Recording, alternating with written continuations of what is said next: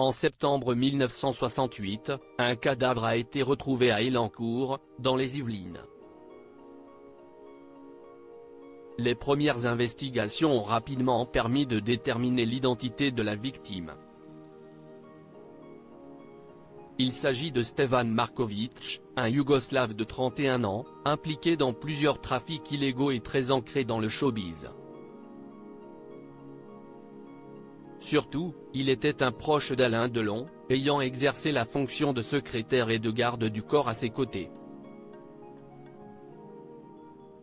Dans la foulée de cette macabre découverte, l'acteur français, qui se trouvait sur la Côte d'Azur pour le tournage du film La Piscine, ainsi que son épouse Nathalie, ont été entendus par les enquêteurs. L'acteur aujourd'hui âgé de 87 ans n'était donc pas en région parisienne au moment de l'assassinat de son garde du corps.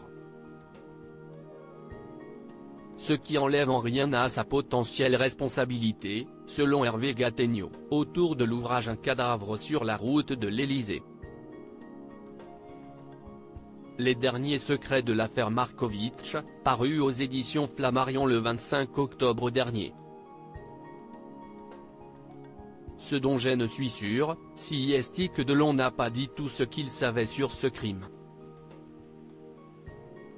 C'est incontestable. Il a caché des choses, a-t-il indiqué au micro de RTL, ce dimanche 5 novembre. D'après l'auteur, il existerait des indices pour impliquer au sens large du terme Alain Delon dans la disparition de Stevan Marković.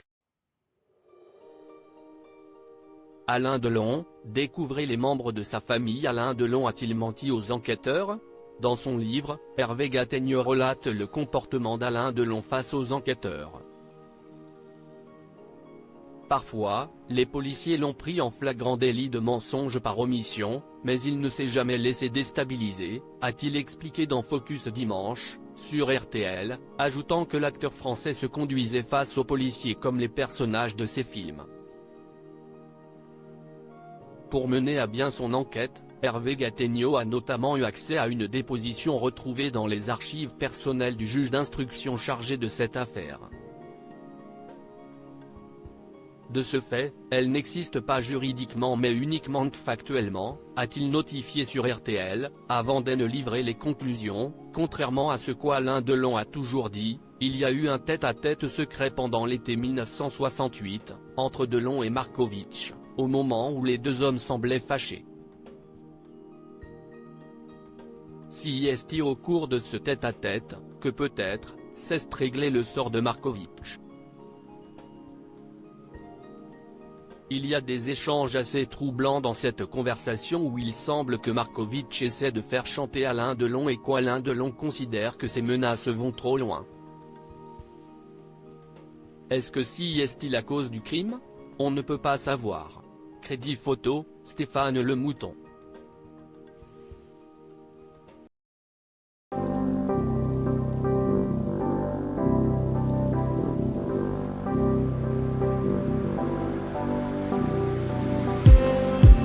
Just